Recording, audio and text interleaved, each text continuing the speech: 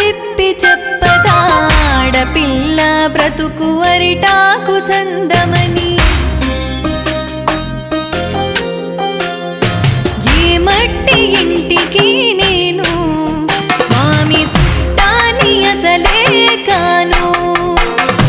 నాకే బాధలు ఉన్నా నంది చెవులోనే చెబుతూ ఉన్నా.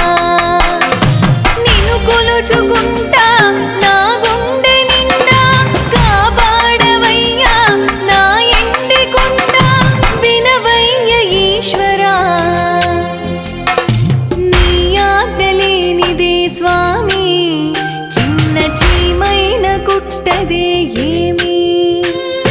నీ చూపులేనిదే స్వామి